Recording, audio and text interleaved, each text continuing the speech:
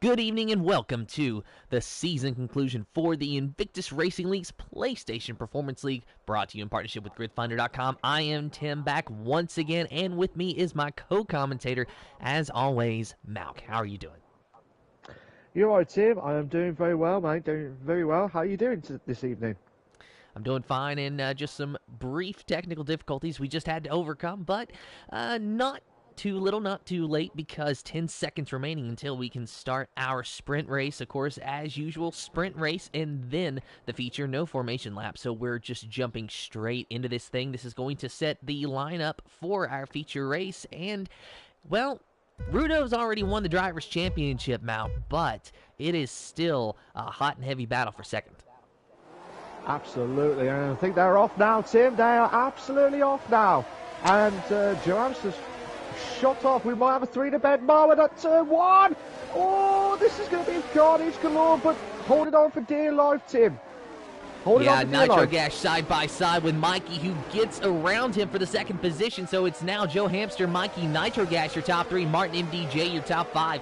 So they're running nose to tail here, the second through the fifth positions here. That's Nitro Gash, Martin, and MDJ. So actually third through fifth, excuse me, and Joe Hamster out to a 1.1 second lead. A big gaggle of cars there through that hairpin, but I think they all get away clean.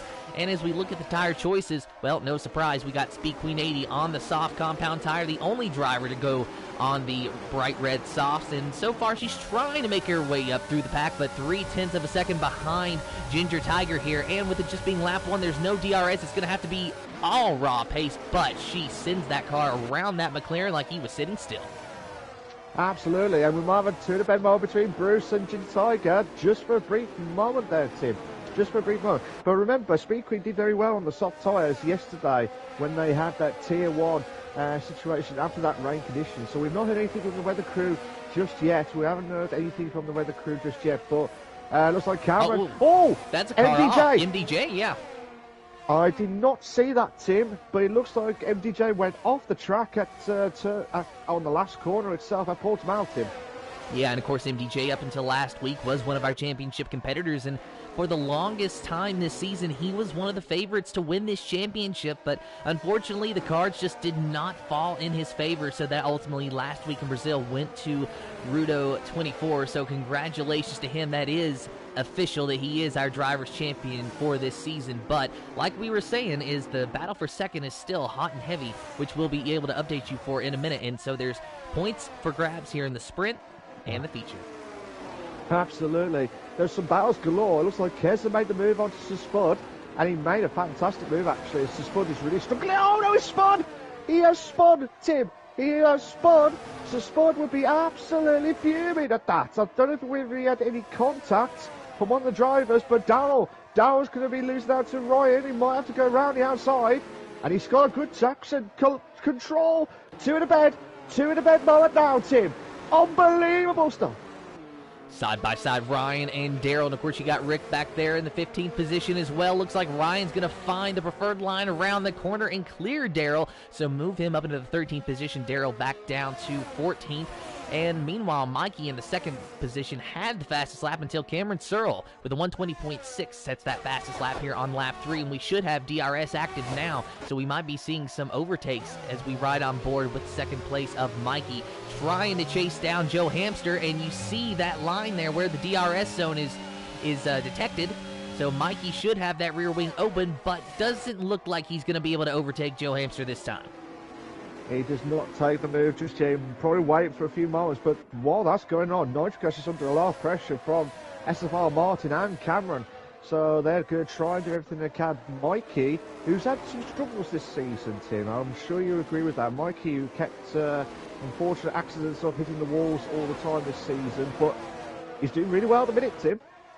That he is, and you know, even if the sprint race were to end right now, that would still be a second place starting spot for Mikey. Track position, of course, can be so very crucial at these races, so Mikey really holding on strong here. Of course, we're still watching Nitro Gash in third place as well. He's not really in a land of his own, but hasn't really had that much competition. But behind him, though, side by side, as Cameron tries to get around Martin. Yeah, and what a move!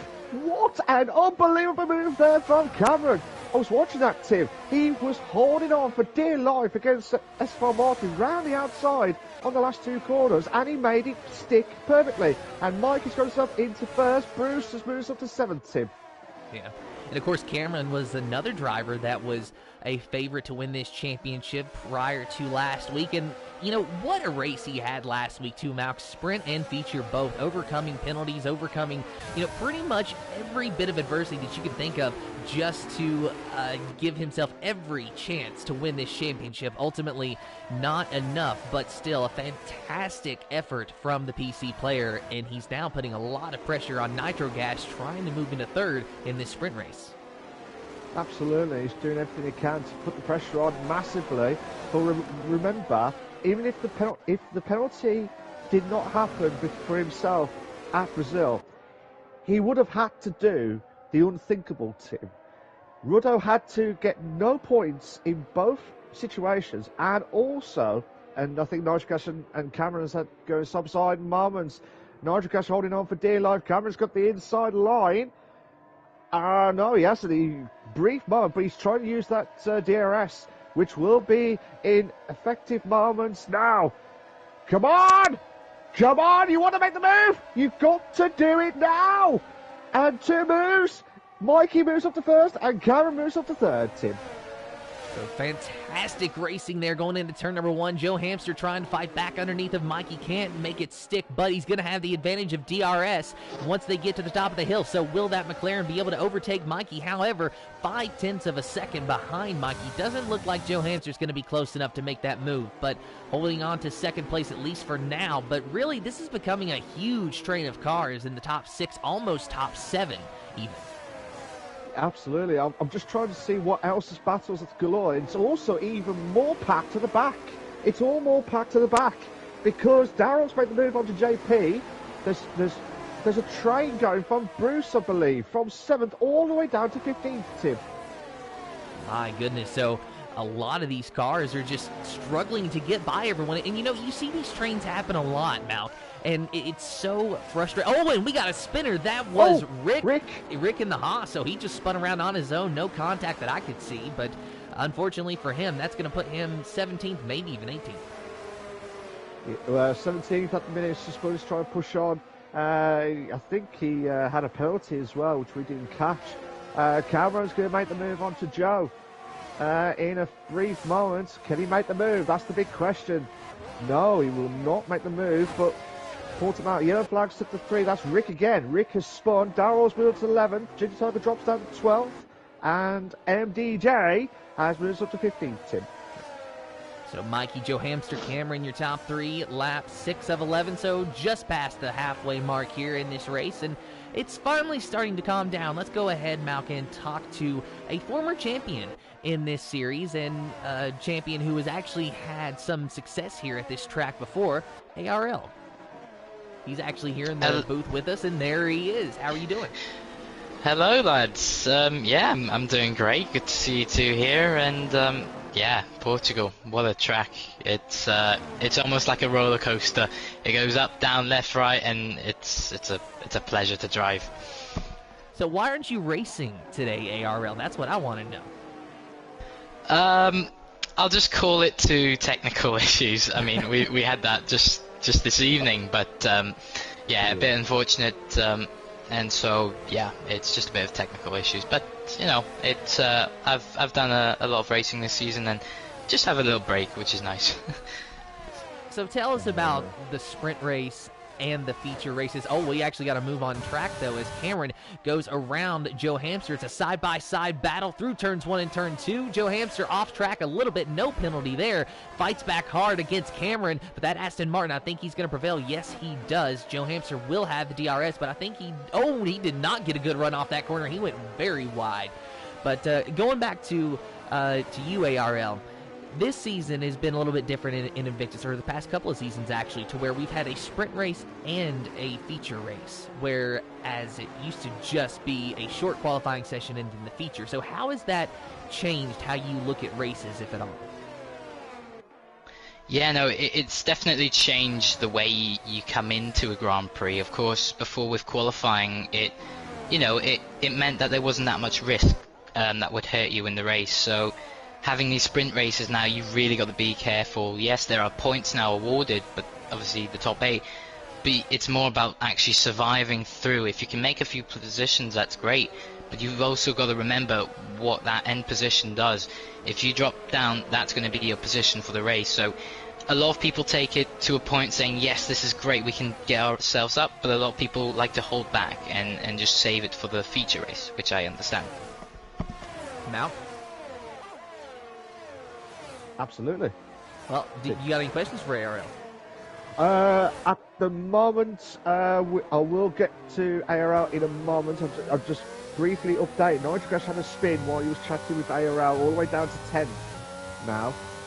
There was I was just trying to see if Keza can try and make the move on to Ruddo. He's got a chance now. Two in a bed moment down the straight. He might have the inside line. Got to be careful not to hit the other Mercedes of Bruce. And Ruddo, the champion, is holding on for dear life. But Keza's made the move. Keza's made the move round the outside. I'll tell you what, Tim, that was a great move. Back to ARL. Sorry. How's it been for you this season? Do you feel like you should have improved better than all the previous seasons that you've had? It's been quite an up and down season, as it can be at times. You know, luck can either be on your side or completely against you, and a few times it has gone against me in the past few Grand Prix. So it's not necessarily better than my best season, which was obviously winning that championship. But you know, there's a lot to learn.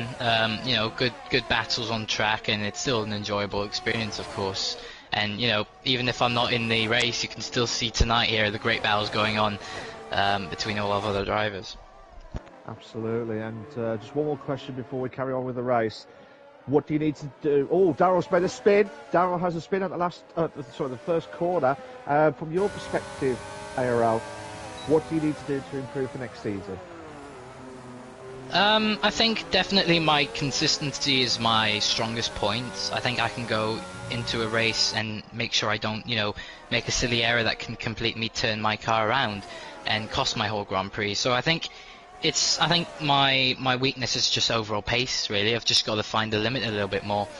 But yeah, it's consistency is key though, of course. But yeah, it's just finding the true pace, trying to find that car how you like it, and just unlocking every bit of performance that you can get. So hopefully 23 will treat me very nicely. Fingers crossed, mate. Fingers crossed. Tim, I'm so sorry for that. Was you about to say something? No, actually, I've just been watching this battle here between Mikey and Cameron, but you know, maybe I did get a little bit excited over here, because there for just a brief moment, Cameron had a look on Mikey, but Mikey on the outside had a little bit more speed, and he's been able to stay ahead of him ever since. But now you see him weaving back and forth on the straightaway, trying to break that slipstream as best he can. Cameron, though, really gained a ton on him, but could not quite find his way around and through turn 1. Absolutely, could not do it. But Joe Amster has got himself back up to 3rd. Bruce has got himself dropped down to SFR Martin from 4th. Keza had the penalty. Oh my God, we could have a 2 in a big moment now. Keza, Mikey's dropped down a 2nd. I think Cameron's got himself into 1st place, Tim.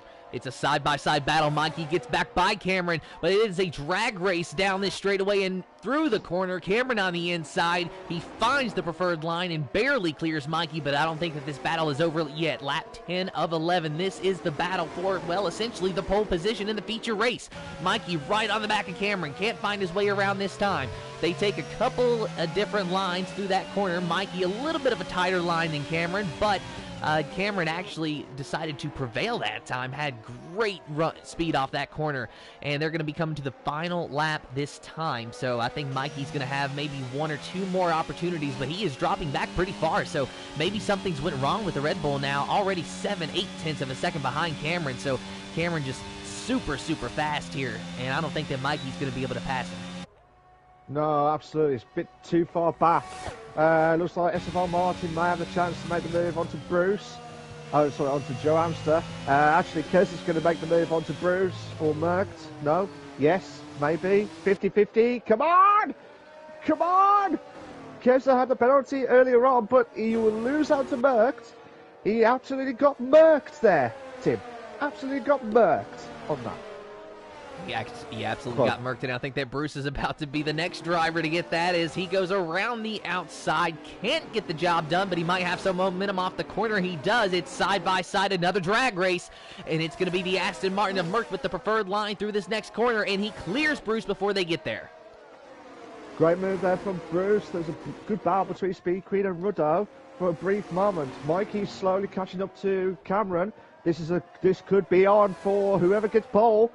Oh, Bruce has done the old switcheroo. Merck's done the old switcheroo. I'm losing the plot here, Tim, at Portimao. Well, that's okay, because I think that these drivers are losing the plot as well. They don't know where they're going to end up. They don't know where they're running. They're just trying to survive at this point, like IRL said. Bruce Lee Harding in 5th place, Merck in 6th, Keza in 7th, but turning to the lead now as Cameron Searle has got 0.8 of a second between him and Mikey and wins the sprint race. Martin's going to get P3, Joe Hamster in 4th. Oh Bruce Lee God. Harding will be able to hang on to 5th, and wow, a 3-wide finish. 3 in the bed, Marlon, but Keza dropped down like a domino effect into 10th, Tim. Well, that was a fantastic finish to a sprint race, Matt. What do you think of that? Can we have it again?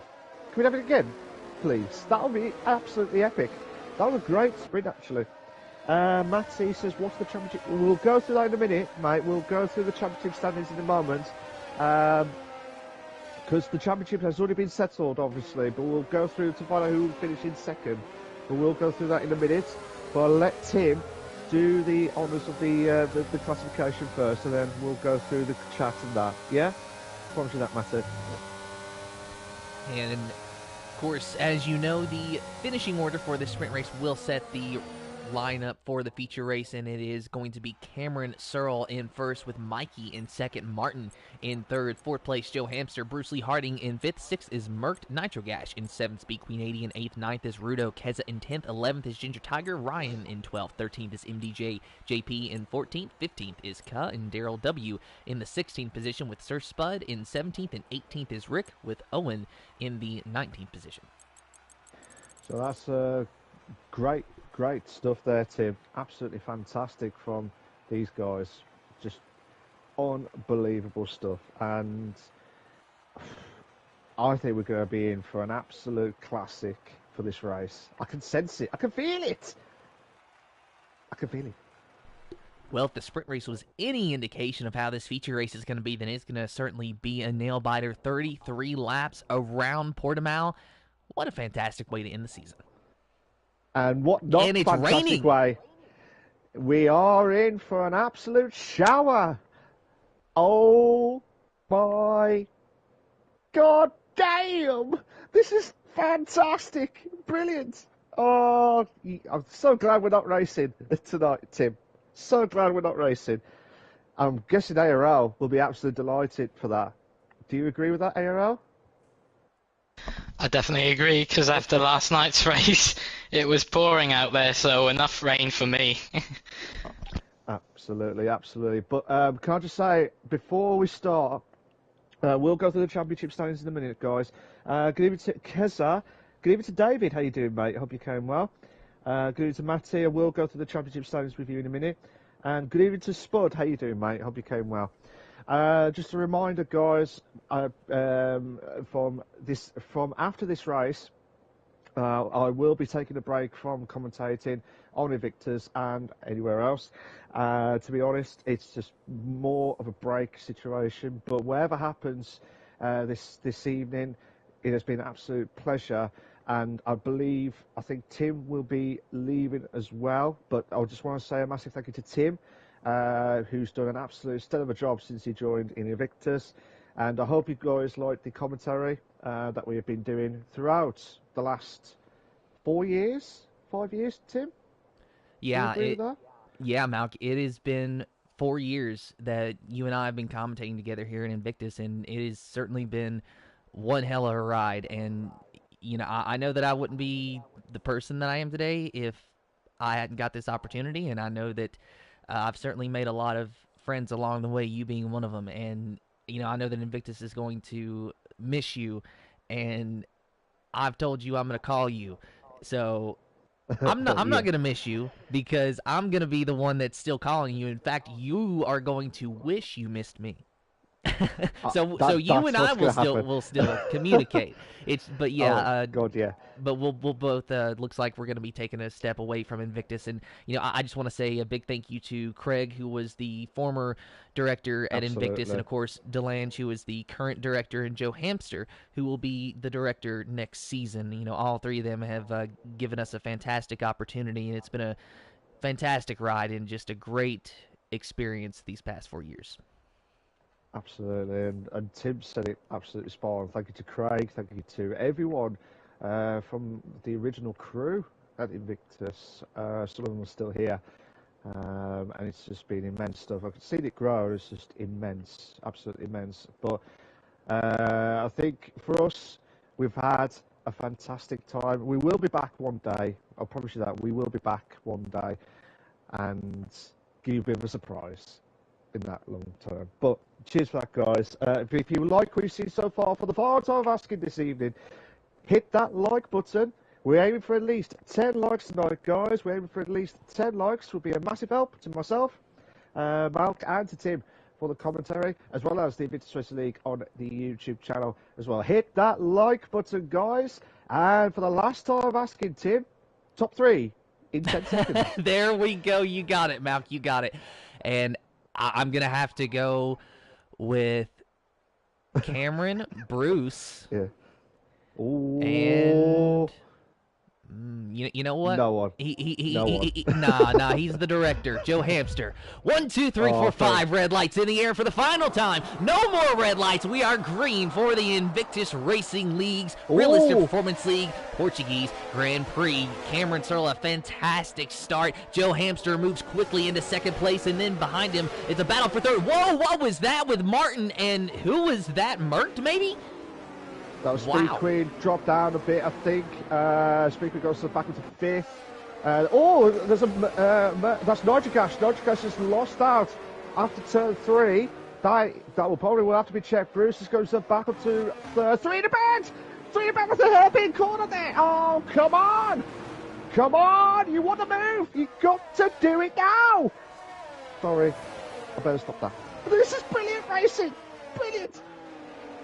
So Speed Queen 80 makes her way into 4th. Bruce Lee Harding holding on strong into 3rd. Cameron Searle in 1st. Joe Hamster in 2nd place. Wondering, though, what happened between SFR Martin and another driver. I thought it was Merck, but I don't believe so. It looked like maybe Martin got a little bit loose off the corner, and he just kind of half slid into the path of the other car. But, that's what happens in these wet conditions as wow. Look at Merck actually going way off track that time, so he is struggling. Yeah, these guys are absolutely struggling, and MDJ's also struggling. He's dropping down like a domino effect. Rick is also. Daryl and JP, they've had, I don't know if there was contact, but those 3 drivers are off in the 3rd sector. That's why we're going yellow flags, Tim.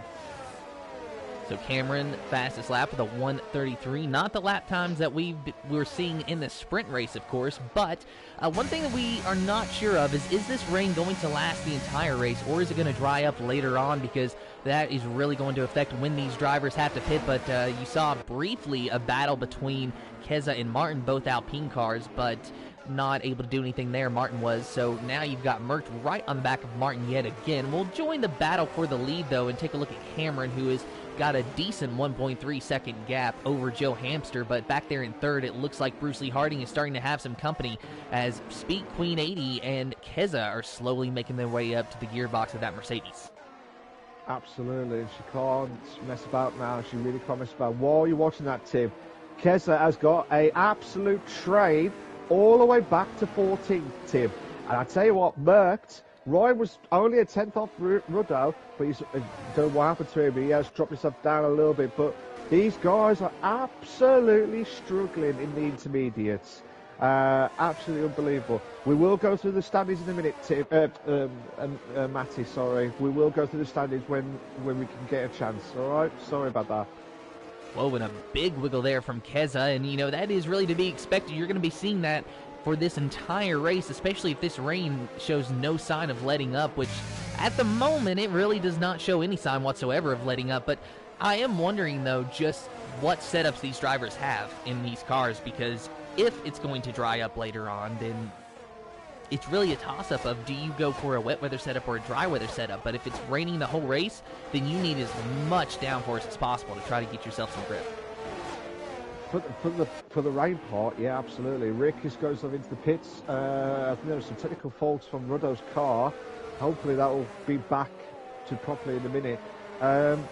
When I was Darryl's got a 3-second time penalty for multiple warnings. But yesterday I was watching the Tier 1 race. Looks like Merck's going to make the move onto SFR Martin and made the move, stuck and done it well. Fair play to Merck.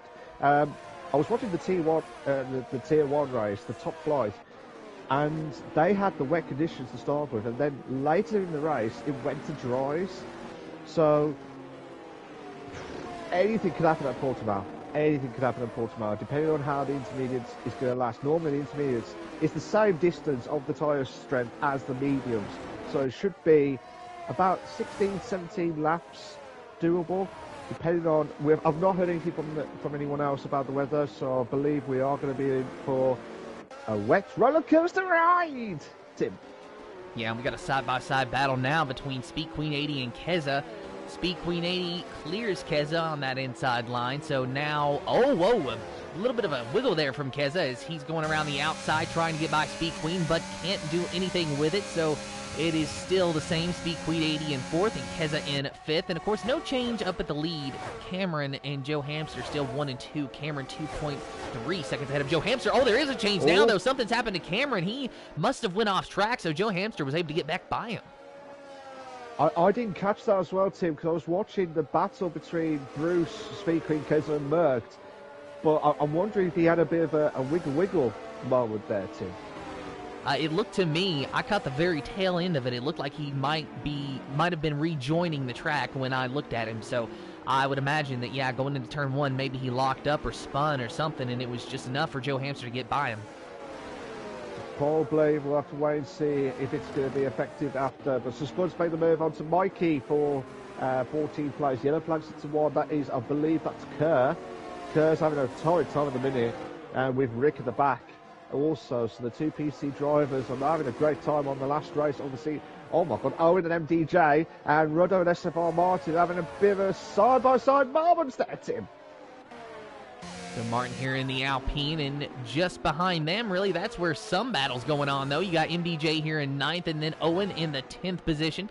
Looks like Ginger Tiger trying to join the party as well, but about a second behind, so a little bit more of a gap there. But Owen here in the Haas, really making a lot of gains in this race. Remember, he started in the 19th position and already up to 10th. And Cameron's making the move. Cameron's made the move on to Joe. Has he? No. Yes, maybe. No. He can't make the move onto Joe. He can't make the move onto Joe. And, you know, if this was dry, he would have the benefit of the DRS once they get to the top of the hill, but he doesn't, so he's going to have to rely on his own pace to do that. And, you know, that might have been the run that he needed, except he had a little bit of a wiggle off that corner. He just lost a little bit of grip in the rear end, and that was all it took for Joe Hamster to pull away and hold that lead. Absolutely. Keza and Speed Queen have a bit of a side-by-side moment. Oh, my God, Keza's got a great exit. And I think, no, actually, that's Speed Queen. Speed Queen made the move exit perfectly. And hopefully, Keza just keeps enough space. But Merck is closely behind, so we might have an unbelievable battle for 4th here, Tim. That we do. Speed Queen 80's dropped down to 5th. Keza was able to get around her. Now, Merck working on Speed Queen 80, trying to find his way around her. Yeah, sorry, Tim. Kurt is out, and he's retired in the pits, Tim. So that is unfortunate for Cub, one of our PC players, of course. And you know, it's been, in a way, I guess, groundbreaking for the history, anyway, of Invictus Racing League to have the PC players and the Xbox players this season. And, you know, of course, we've had some fantastic battles from them. Cameron Searle, of course, looking like he's going to be the highest finishing PC player with, maybe second position at the end of it? Yeah, at the moment he will be finishing second, whatever happens. Depending on what happened between himself and MDJ. MDJ's really struggling at me, so I can't see him catching up to Cameron. And Bruce also had the chance to finish second, but He's also third at the moment in this race. Actually, I tell a lie, Kez has made the move into third, Bruce has dropped down to fourth, Tim. So Bruce, he is starting to struggle here now, I'm noticing, and as he's working on Keza, but cannot get around Keza. So, normally you see that inside line work, at least in the sprint race you did, but not so much for Bruce this time around. But Cameron has now got back by Joe Hamster, so he is in the lead of this race. Joe Hamster very close in second, practically on the gearbox of that Aston Martin. Now, these two cars, they are 3.2 seconds ahead of the battle that you were just watching a moment ago between Keza and Bruce Lee Harding. That is how much quicker they are compared to the rest of the field. They just really had the opportunity to check out. And part of that has been because there's been a lot of battling going on behind them. Now that you've seen Keza, who has slowly worked his way up through this pack, breaking away from Bruce and Speed Queen and Merckx, he is putting distance between them and actually catching those top cars. What he said before, I'll tell you what, look at that. Dead. Absolute dead on 1 minute 30.000. You can't get any better than that, Tim. You can't get any better than that on that time. Yeah, at least when it comes to the wet weather conditions, of course, it's about 10 seconds or so slower, give or take, than what we were seeing in the sprint race. I don't remember the lap times exactly, but definitely slower with the rain.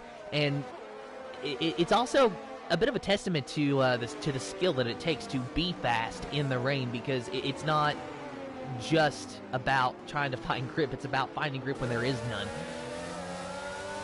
Absolutely. It's very difficult. Very, very difficult. And fair play to, especially to the people who are on no assist. That is tough. That is absolutely tough. Merckx is getting right close to Speed Queen now. Rick's got 1:29.840. As I was saying about Keza's saying just before we started the race, before we started the sprint, he says he really wants to win the Portimao Grand Prix and challenge Cameron, but at the moment he's about 3.1 seconds the gap between himself and third, so between himself and Cameron, so anything could happen here, Tim. Yeah, and really I'm very surprised at how quick Keza's car really is here today. And Mouth, I'm on board with Keza. Is it just me, or is the rain let up a little bit? It is definitely still raining, but it is lighter. I've noticed that as well. I think the rain has slowly.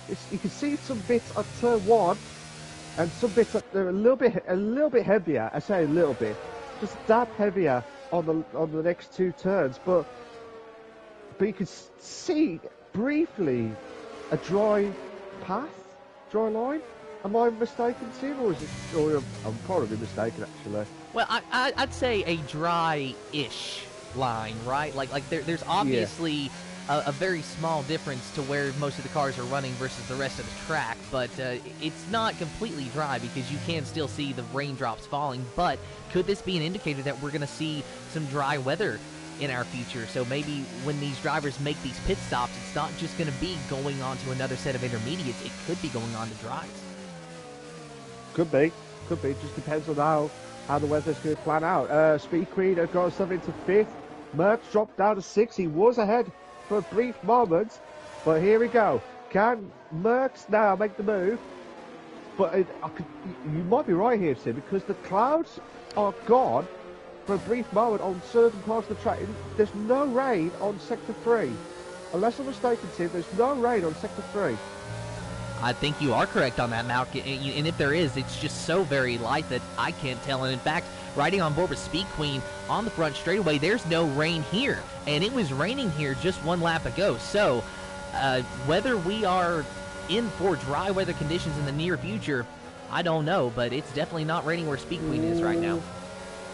Oh, Speed Queen struggled. Owen has got a 3-second time down from all towards. Watching it from Merckx's car. Speed Queen just struggling for a little bit on the first few corners, but Merckx is not messing about. He wants to make this move done as soon as possible. MDJ is getting close to SFR Martin. Merckx just could not make it. MDJ is in the house and moves up to 8th. Still watching the battle between Speed Queen 80 and Merc, though, but of course Rudo, our champion, has joined this party as well, side by side with Merc and Speed Queen 80. Oh, almost some contact between the two, but they keep it clean. We stay green. Merc almost, I thought he was going to try to go to the inside, but he actually tries a crossover move here, can't get it done. So Speed Queen 80 still holding on strong to 5th. Absolutely, and she's trying to hold on as much as possible, but also you've got Rudo, the champion, he's trying to close. But look, you know when we said that Keza was just about a few seconds behind Joe, he's now going to make the move. He's going to make the move on the inside. Oh almost some contact there, but this is fantastic racing. Absolutely, it looks like Keza's made the move now. But Joe Hamster's not messing about. He really wants to get into this podium. All contact, but I think they're still going to him. They're still going at him. They're both topside. Two in the mid moment. And Keza, brilliant racing there, Tim. Well, he picks Joe Hamster off, but guess what, Mal? He has got a 5.9 second hike to Cameron Searle in first, and Cameron Searle just set the fastest lap of this race, so for Keza's sake, you better hope that he's got a little bit more left in the tank, or he might be settling for second best. You saw him briefly dip that time interval into the 5.8s, and he's got plenty of time to the end of this race. It's just a matter of if he is faster than Cameron. Yeah, fingers crossed to see if Keza can try and catch up and stuff, but at the moment, Tim, there's so many battles galore. Ryan's getting close to SFR Martin in 10th. There's a few battles galore between Merc, Speed Queen and Rudo. So anything can happen. Anything can happen at this stage. I would like to know who's going to blink. Who is going to blink to go on? Well, I was going to say blink to go on the hards because Daryl and JP, they are. Well, Daryl's already gone on the hards. Already a lap earlier. Mikey's got 3 second time penalty from all towards. I was going to ask about who's going to blink, but I think Daryl and JP have already sent their questions to me with that too. All right. Well, Mount, answer me this though. Is it the hard tire? Is that the no-brainer here? Could someone maybe make the medium tire last about 20 laps? We're seeing a lot of takers here at the pit, so they apparently do think that it is time for dry weather tires. Honestly, I would think maybe a lap later, but maybe that's why I'm not out there racing. The hard tires can go all the way to the end, Tim. That's probably why. Mert's got on the softs. Mert has got on the softs. That is a bit iffy. Because normally the softs can only last about, probably about 9-10 laps, you would say? Probably about 9-10 laps. And you know, can... Sorry. Oh no, you're good, Matt. Actually, I stepped on you there, but it was last week. I think we had a driver come to the pits very early and put on a set of softs, only for it to turn out that it was, a miscommunication, so to speak. Anyway, between him and the crew, we used to blame Jeff for that, but Jeff is no longer there. All the same, yeah. I'm hoping for Merck's sake that this was a planned tire change to the softs, and that maybe he's just got some plan up his sleeve that we're not sure about, because he is certainly making a lot of ground up on Joe Hamster here, but like you said, the softs aren't going to go to the end. I'll be very surprised if it did, Tim. I'll be very, very surprised if it did, but he'll be hoping for a safety car. But I don't remember much at Portimao with safety car galore. But he's only hoping he's trying to make the moves done as quickly as possible. He's trying to make the move onto Joe Hamster, while everyone else, all the top 10 are in the pits. And Mert, oh, what a move actually. Round the outside. And needed to make done, but that could cost him a few positions. Spud in 9th. So Spud in 9th, he might drop down a few positions though. Rudo's in 4th. Everyone will be coming out though, Tim. And Merck is going to rejoin this race in 3rd. Joe Hamster in 4th. My goodness, and that was close. That was absolutely close. Nigel Gas goes up to 11th now. Jim Tiger drops down to 12, Speed Queen moves up to 7th. Rudo's dropped down to 9th. I don't know what's happened to him. But Daryl's got the fastest up the race. 1:22.190. Now, Malk, why don't you try this one on for size? We were talking about Merck going onto the soft tires. Well, it turns out his car allocated teammate, not necessarily his teammate, but his car allocated teammate of Cameron has also went on the soft compound tire. So, you get one driver out there to make that crazy call, then you think, okay, maybe it was a miscommunication. You get 2 drivers making that call, then you really need to start paying attention because maybe there's something there. So let's see what happens with Cameron, what happens with Merck. Now, granted, Cameron is in a better position to run on those soft tires than Merck is because Merck is right on the back of Keza, who is 7 seconds behind Cameron. So Cameron has got that 7-second buffer. Merck does not have that luxury, but if he's quick enough, maybe he can make this strategy work to where he pits one more time and doesn't lose a lot. Oh, Cameron's got a 3-second time penalty. Mert has got himself into 2nd place. I do agree with you, Tim. That is I mean, they may know something that we do not know, Tim. But as far as I know, the softs can only last about 10, 11 laps. But Speed Queen did very well last night, and she did very well in the sprint. So it could be anything could happen. Yellow flag set to 1. Owen's retired. Owen is out. DNF. We might have a safety car. We might have. I think he's gone off track, so we might not have the safety car. Cameron and Merckx would be absolutely relieved if that happened if they had a DNF. If he had the DNF, which he did, but obviously with the safety car moment itself, but not safety car at all, Tim. Yeah, no safety car, so they kind of keep it clean, so we stay green, I suppose. Of course, Owen, unfortunately for him, he's not going to be able to finish this race, so that's going to be an 18th position scored for him. Yeah, absolutely. So, unfortunate for Owen, he will be retired on the last race of the season. 1:20.080 for the fastest lap for Cameron. I think I know what they're going to try and do, Tim. Unless I'm mistaken. Imagine this, right? Normally it's about 20 to 25 seconds, the pit stop. Give or take, depending on the track. Give or take. Imagine this, Cameron and Merck trying to get a big gap. Well, Cameron is trying to do the big gap. Try and get the free pit stop. And if he can get another set of softs, and challenges the hards and the mediums, might be a way to get back. Let me just have a quick look at the. So, at worst, he could drop down to 10th for Cameron if he pits now. But just have to wait and see the next 10 laps, Tim. Yeah, and Cameron very early on this soft tire stand, of course, because we just got to the dry weather conditions. So, but it does make sense what he's trying to do here. Of course, Cameron, we've seen how fast he has been at so many races this season that you kind of expect this from him. In fact, I think he had a very similar strategy at Circuit of the Americas, and I believe he won that race, if my memory is not mistaken. So, I understand sort of why he's doing it, but Merck, I'm surprised to see him try that strategy. All the same, I'm not saying it's not going to work for him, and so far it looks like it has worked fairly well, at least in the early goings. He was able to move his way up into 2nd place. He's not gaining on Cameron, but he is at least pulling away from Keza. Something's happened to Speed Queen though, Tim. Something's happened to Speed Queen on the last corner. I don't know if there was any contact with any of the drivers, but unfortunately for Speed Queen, she will be in the pits. She might. I'm just going to check on what's happening with the tyre situation. Is there wing damage?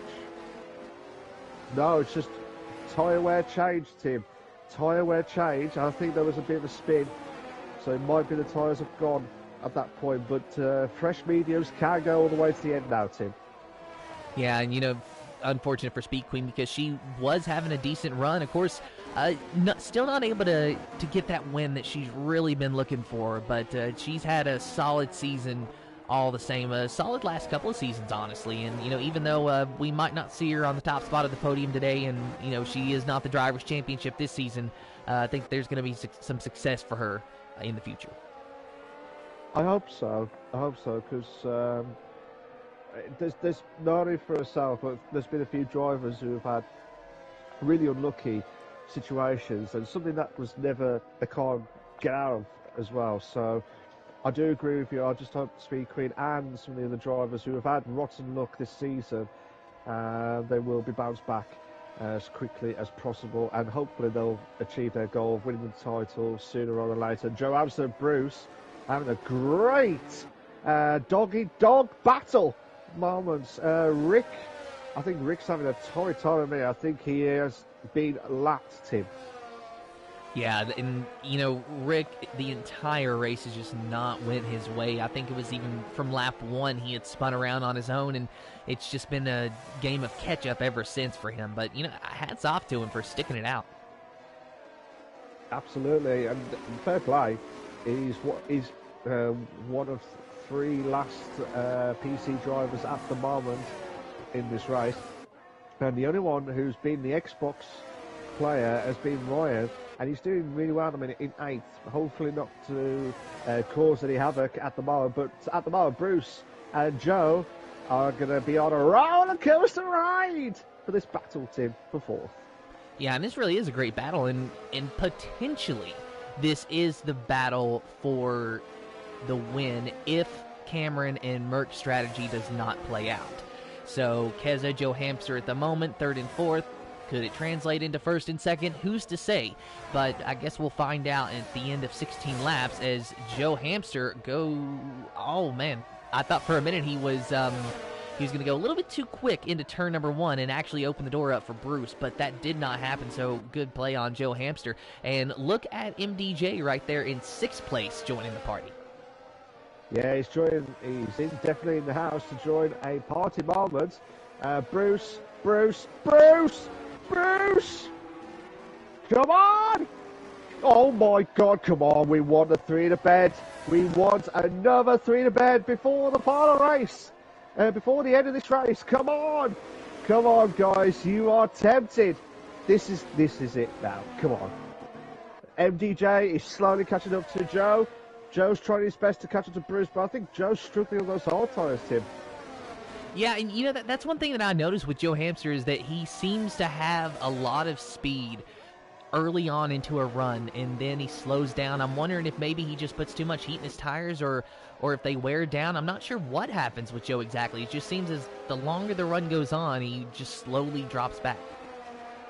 Yeah, I think, to be fair though, he has had a good season on his speed, better than the last few seasons that he's been struggling with. But right, let's see what happens with MDJ. MDJ 2 to bed moment. MDJ makes the move perfectly into turn 1, but can MDJ do a buy one get one free offer? Too big of a gap between himself and Bruce, Tim.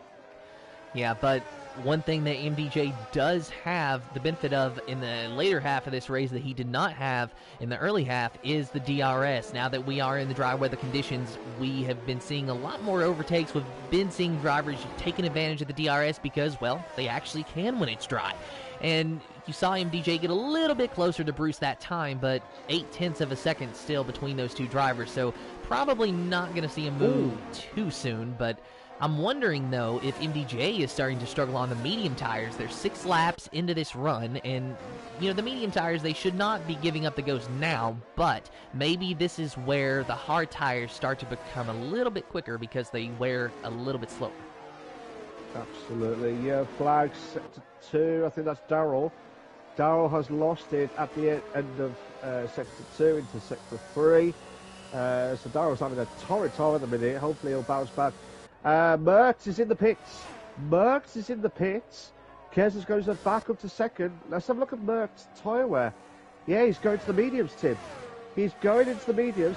Merckx dropped down a few positions, so Bruce, I'm wondering that was a mistake from the pit crew, unless Merckx thought he might have a chance, but he probably thought he could not catch up to Cameron with that 9-second gap.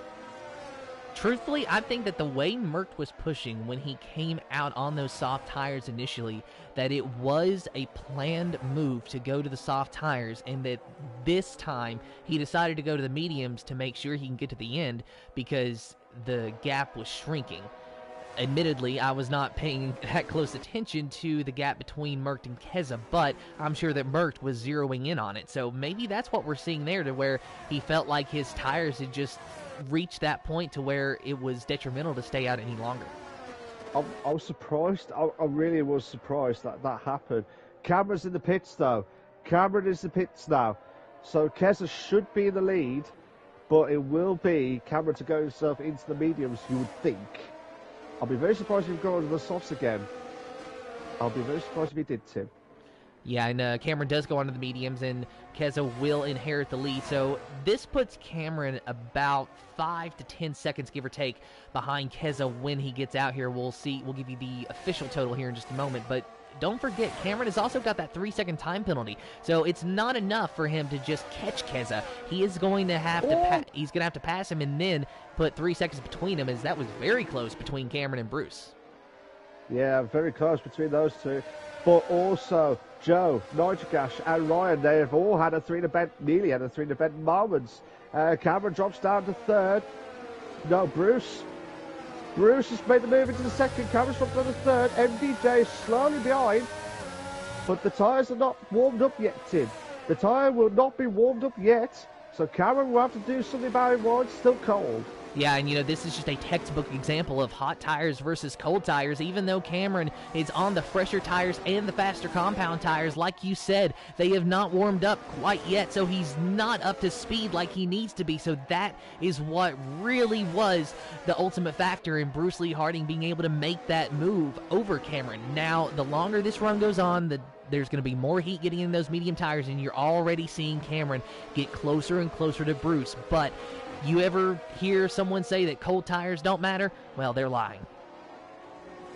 Are you lying with that, Tim? I'm not lying. I'm just saying, if you've ever heard someone say that cold tires don't matter. I'm not saying anyone said it. Cameron Searle, though, moves into second place. Yeah.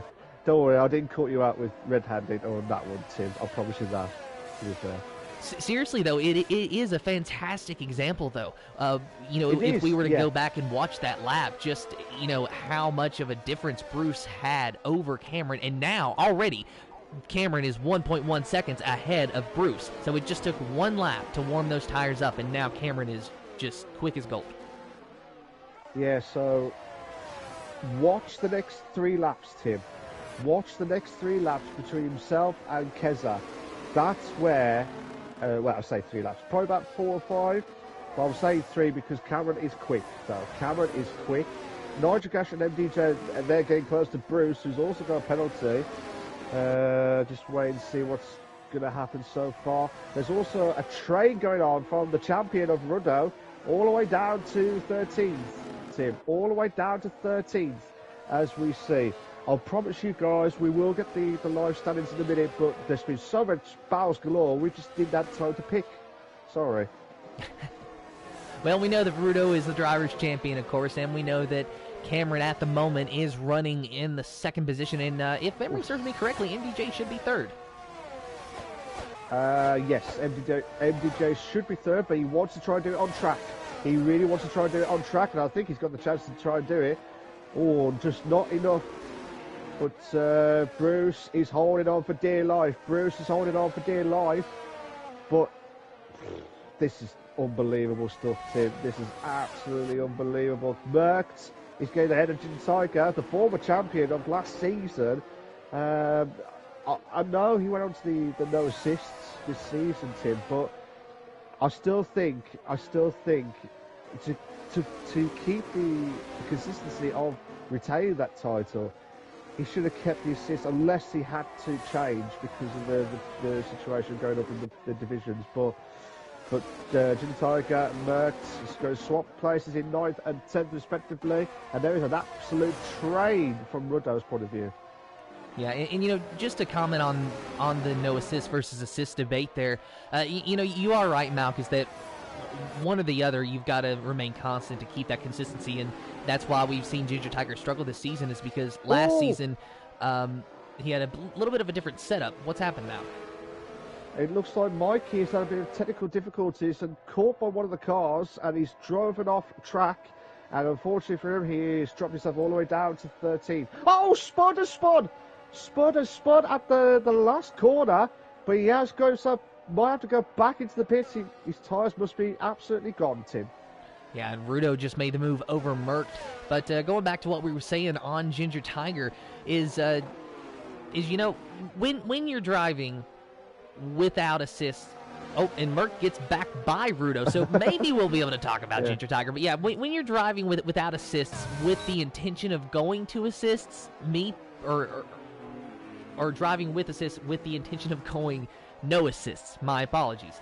I truly believe that you're just learning bad habits. And I think it's better to just, jump into the deep end and go no assists if that is your ultimate goal. And it's something that I have done, and it's difficult. It really is. But it's just personally how I prefer to go about it. But Ginger Tiger, I will say he has made significant gains with this change. He goes from winning the championship last season to barely even being in the race in Bahrain to now fighting solidly in 10th place and about to pass our driver's champion. Absolutely, and he will try and get the move done, but there is a trade going on between Bruce, MDJ, Nitrocash and Ryan, and they still can't make the move. But what's happening at Rudo, Tim?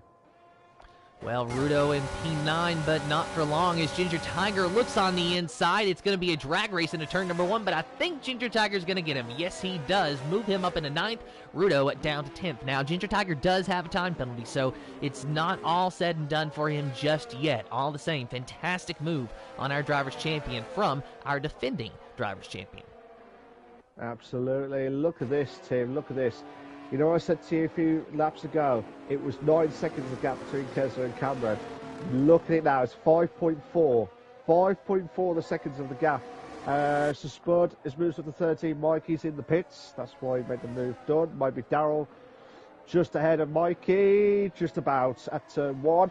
But here we go, MDJ is really on the pressure on Bruce. Unbelievable stuff, Tim. Yeah, and it's Keza, Cameron, Bruce, MDJ, Nitro Gash, your top 5, and then Ryan, Joe Hamster, Merc, Ginger Tiger, Rudo, your top 10. And right now you're watching the battle for 3rd place between Bruce, MDJ, and Nitro Gash. Oh, and look at that Ryan as well. So these 4 cars, you could pretty much just throw a blanket over, and they're just in a nice little group lap. 25 of 33. Synchronized. Yeah, they are. They really are. It went from right, and then they were trying to do the old danceroo, like, the synchronised moments. What a move. And I'll tell you what's making a move is MDJ. Bruce is trying to save ERS. He's trying to save ERS, but they haven't got much ERS left. By the looks of things, Tim. Oh, MDJ! He couldn't make the move. Oh, he can't make the move just yet, Tim. Not going to happen this time, Malk. Not sure if it's even going to happen this lap. Bruce is looking just a little bit quicker than MDJ, and remember, that is a Mercedes. MDJ in a Williams, so the Mercedes is the quicker car here.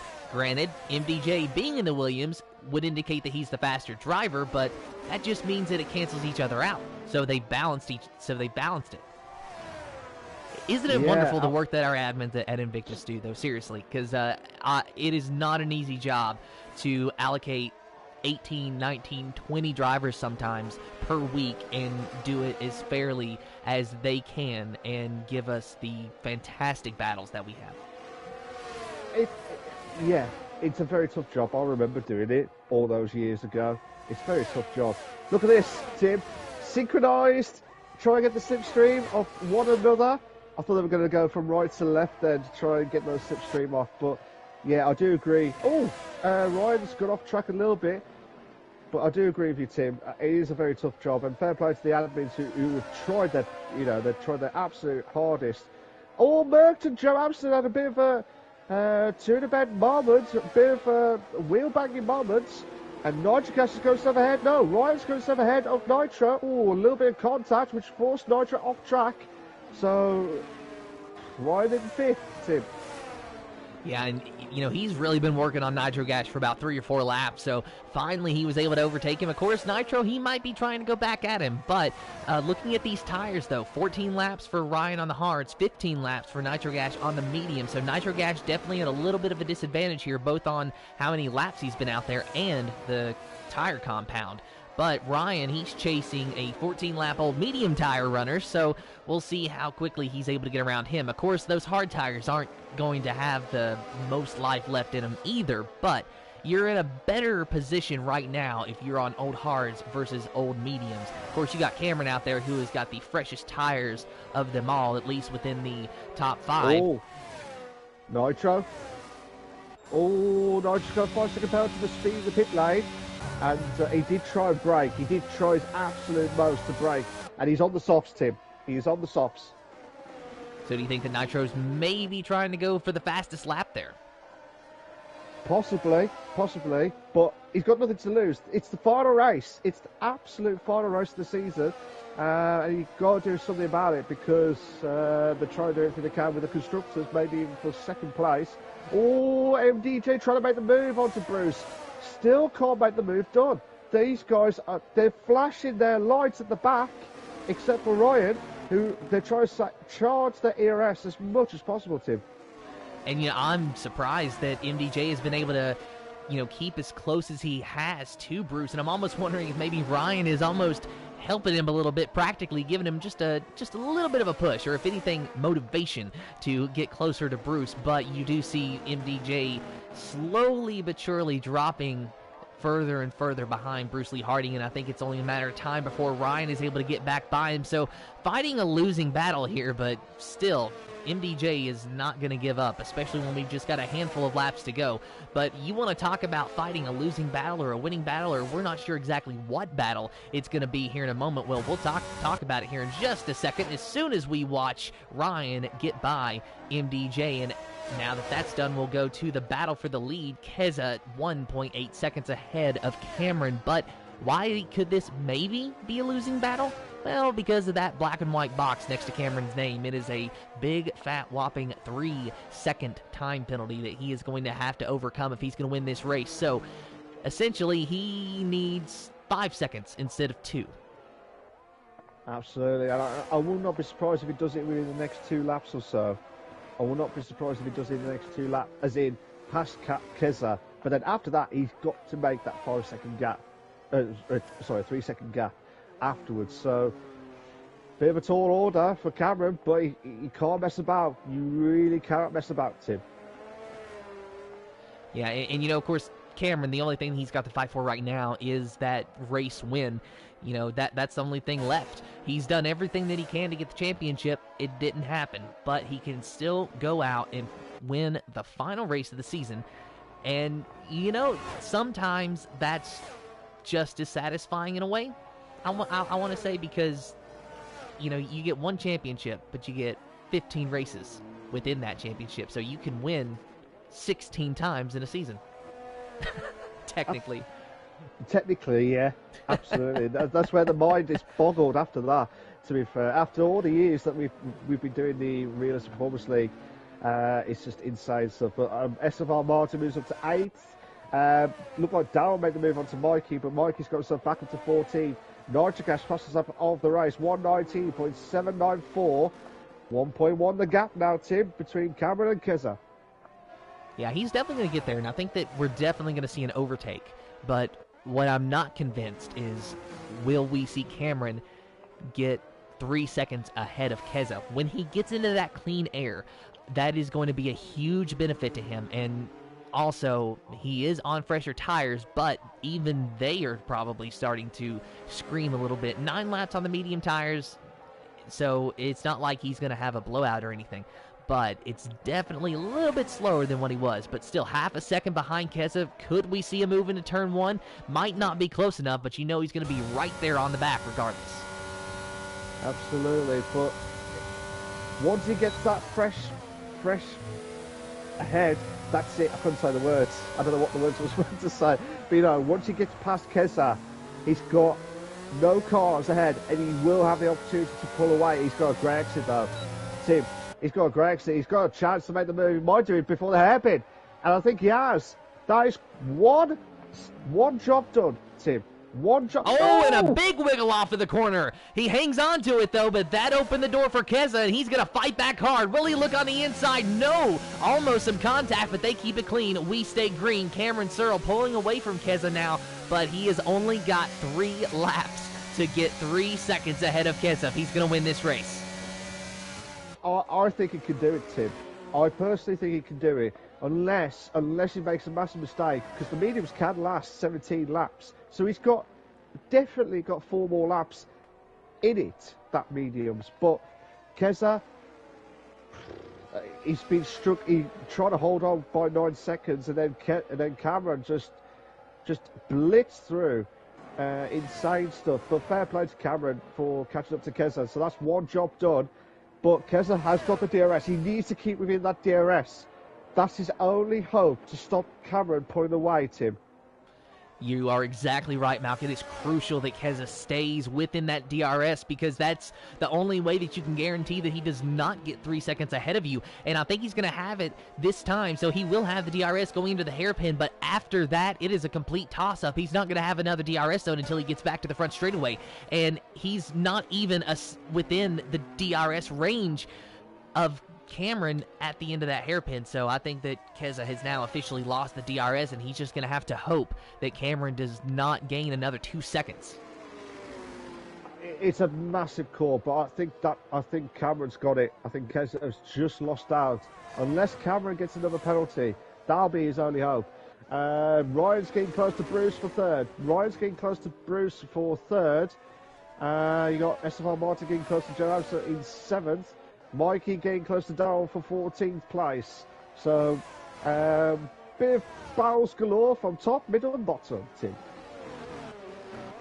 Lap 31 of 33. We're going to be coming to 2 laps to go when Cameron gets to the line this time, and the gap between him and Keza, 1.5 seconds. At this rate, Malk, I think that Cameron is on pace to win this race, but he has got to stay consistent. He's got to stay consistent. He's got to do another 2, like this lap and the next lap, to hold on for Keza to win the Portuguese Grand Prix. And I tell you what, Ryan has finally made the move into third.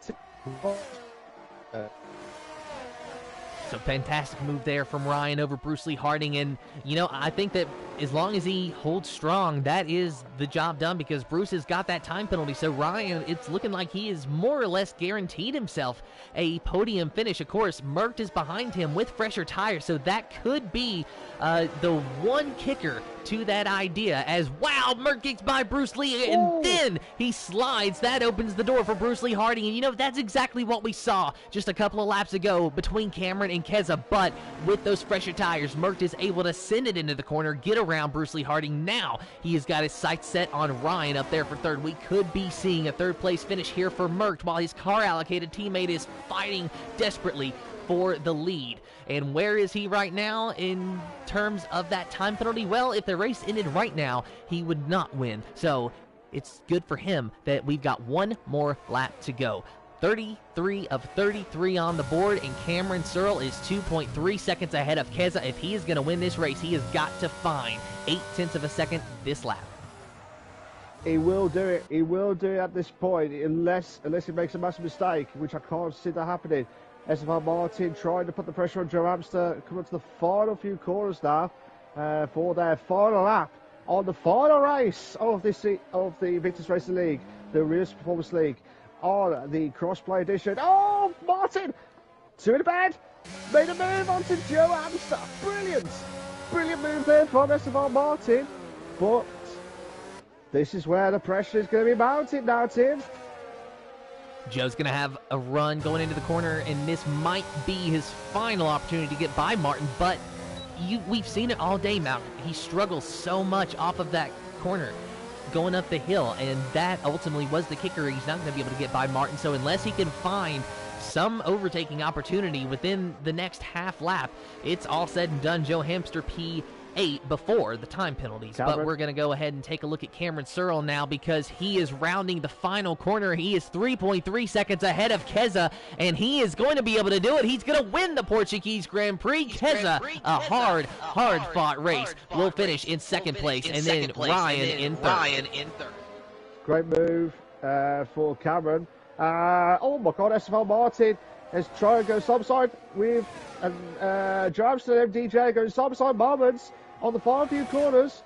MDJ, Mert has moved up to 4th. Ryan finishes in 3rd. Bruce will finish off in 5th. Oh my God, Esteban Martin will drop down like a domino effect. into 8th because Joe, MDJ are finished in 6th and 7th, Tim. And that was a fantastic finish to the Portuguese Grand Prix, Malcolm. You know, we weren't sure if Cameron was going to be able to do it, and he really did take it to the final lap. And look at the gap, 0.4 of a second between Cameron and Keza. That was all it took. So if it had been one lap less, Cameron wouldn't have won. Absolutely. Absolutely. So it's just insane stuff, to be fair. Absolutely insane.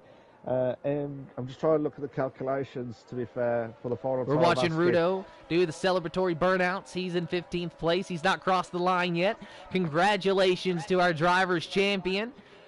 He's earned those burnouts, I'm telling you right now. He's done such a fantastic job the entire season, and, you know, he's just burning it down, having fun.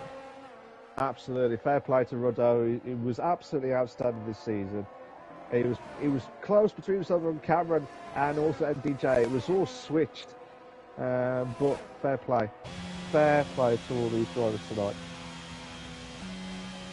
So we will talk to our top 3 finishers if they want to join, and if Rudo wants to join, we'll talk to him too. But that was a fantastic Portuguese Grand Prix. The sprint race, we had a 3-wide finish about mid-pack, and then it was down to the wire between Cameron and Keza for the win, and Cameron did it on 2 stops. He goes from the intermediates to the softs to the mediums and gets it done, and needed every single lap to do it. But your officially unofficial results for the Invictus Racing League's PlayStation Performance League Portuguese Grand Prix, the final race of the season. Cameron Searle in first, Keza in second, third is Merkt Ryan in fourth, fifth is Bruce Lee Harding, Joe Hamster in sixth, Martin in seventh, Mikey in eighth, ninth is MDJ Nitrogash in 10th, 11th is Ginger Tiger, Speed Queen 80 in 12th, 13th is Sir Spud, Daryl in 14th, and Rudo, your driver's champion, finishing the last race in 15th place, JP in 16th, Rick in 17th, Owen in 18th, and 19th is Ka. Absolutely. I'm just doing some calculations quickly for you guys. These are brief moments for the top 5, but we'll try and get the constructors in a moment.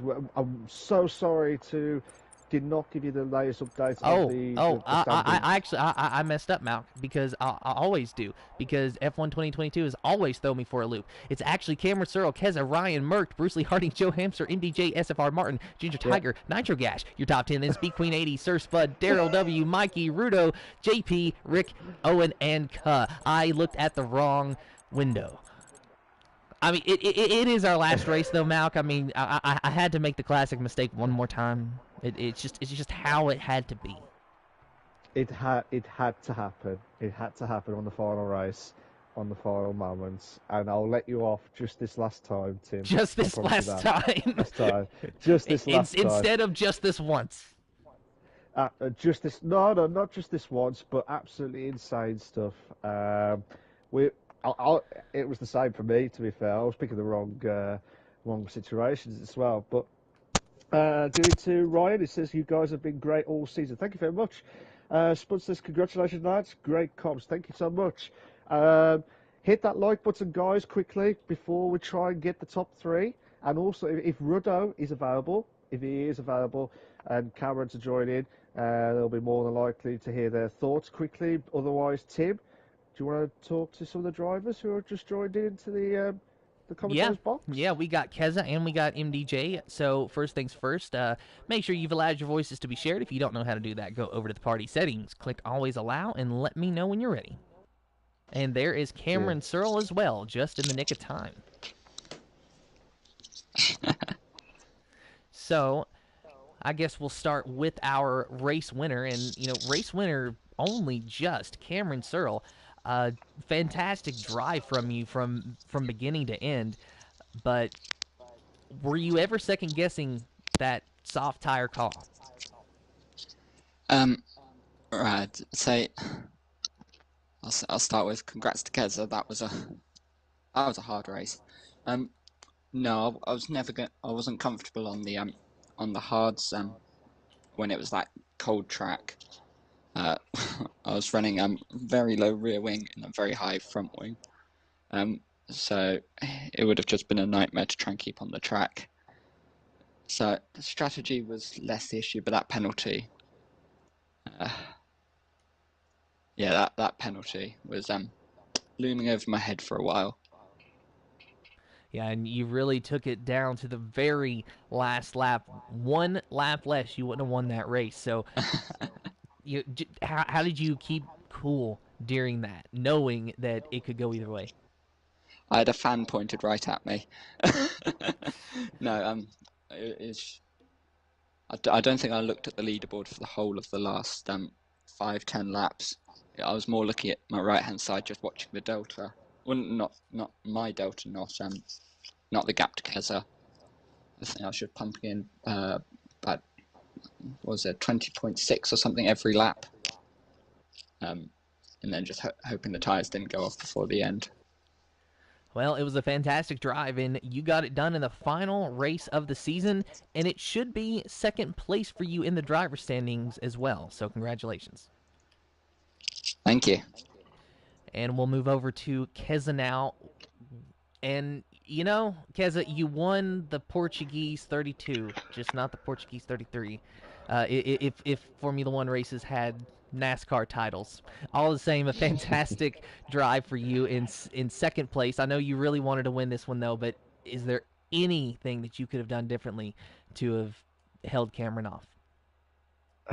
Not really. I think it's even sprint and race, I had a perfect race. You know, I don't think I could have done much different. I took my overtakes well, and I had really good pace, especially on the hards and to be fair, on the inters. I felt lightning on the inters, but I think Cam was that little tiny bit too quick. I was hoping for maybe another penalty, but yeah, it was a lot closer than I had thought going into the last 5 laps. I think it was about 3 seconds behind, 4 seconds behind. But yeah. I think it was 0.459 was the margin of victory. It's good going, that was. Well, all the same, though, Kez, it was a fantastic drive from you, and even though it's not a win, everyone knows you were there, and it was a good finish. Yeah. Feels like winning my book. There you go. There you go. And who else do we have in here? We have Rudo, I know, so I'm going to go ahead and talk to him real quick. Rudo, we got some of your victory burnouts, of course, because even though it's 15th place in the race, it is still first place in the driver's standings. And the constructors. And the constructors, well. yes. So, you know, it's pretty much a double victory for you and your team here, and it's been a long season, so just tell us how you were able to put it all together. So I mean, firstly, well done to Cameron, Keza, and Ryan. I don't know who won, but well done to those guys. I know obviously Cam's quick anyway, but Keza had mega pace today. But yeah, no, it was a good season. I think for me it was just consistent. I think out of the top 3, I got the sort of less mistakes, the less penalties, and I think that sort of just helped me this season. But yeah, it was good fun. Today wasn't as good. I was playing rear gunner to Bruce just to make sure he could fight for second and third, and then hit the wall coming out the pits. So I just was driving around with wing damage that second, like in that race, and then went to go for fastest lap and spun. So then I thought I'd just do some donuts at the end. But yeah, it was a good season. I really enjoyed the RP League. I think everyone's got a bit of respect for each other, so yeah, it was good. Well, you certainly gave us a fantastic show, and you are the driver's champion, so congratulations. Cheers, and thank you to you, Tim, and to Malk for the comms this year. We'll certainly miss them next year. Yeah, it's been a hell of a ride, and I know that both of us are going to miss you all. So do we have, I know we got MDJ. Who else do we have in here, Malk? I have not checked actually because I've been doing the constructors. All right, we got MDJ, Sorry. so we'll talk to him. So MDJ, you know, you were a driver that whose name was pretty much coming up every single week when we talked about a championship, and I think it's going to be third place for you if I'm not mistaken. But it was still a great season. So just tell us about your overall perspective on your season and maybe what you could have done to have put yourself at the top. Yeah, the beginning of the season, I did some great positions, P2, P1, P3, uh, and later, like, that went all great, but at the second half of this season, it went pretty downhill, and I got a lot of penalties, I crashed out a lot more, and made more mistakes, which caused me to lose the championship fight. And just like today, with the sprint, I spun, crashed, and pretty much finished last in the sprint. And with the feature race, I got rear wing damage, and not the best kind of setup out of anyone. So yeah, those things can be improved, and I will look into it, and I will try to improve it. Well, all the same, you had wins, you had ups and downs, and even though it's not a championship, it was still a great season. Congratulations. Thank you. And Mount, do we have anyone else? Other than ARL, unless you want to talk to him again, it's up to you. But I think that's everyone there. But I have got the unofficial points ready for both Go the for top it. four for both the drivers and the constructors. So we know that Ruddo's won. He got 320. So Ruddo has won the championship last week. It would have been gone down to the wire this evening, but unfortunately, because of the penalty that Cameron had at the Brazilian Grand Prix, it was confirmed. Both the drivers and the constructors for Ruddo and Bruce for the constructors. So well done to those guys. Cameron will finish off in second with 300 points. So he's finished off in runners up in 300. Bruce got third by 278. MDJ will be kicking himself. He missed out third by 1 point, so he's got 277. Oh, wow. Nitro has finished in fifth with 240. The constructors, let me just double check with the constructors' names, because we've had some fantastic names throughout the seasons, haven't we, Tim? To be honest, quick finishers. Obviously, they won the championship. They've got 598, 2 points off, missed off by hitting the 600. That was a shame for that one. For Andrea Modda had got 505, so that was Cameron at ARL. So well done to those guys for being runners up. Third place has gone to MDJ and Keza for KDJ Racing. They finished off with 465. And Rabbit Cats with Nitrogash and Ginger Tiger will finish off in fourth with 372. That's the quick points that we've done for the top 4/5 of the standings. But we will, hopefully, there'll be a post on Twitter or on the stream or wherever it is. We'll give you all the final standings. But congratulations to those guys. And what a way to finish off at Portimao, Tim. Yeah, and, I guess in a way, what a way for us to finish off here at Invictus. I know that I am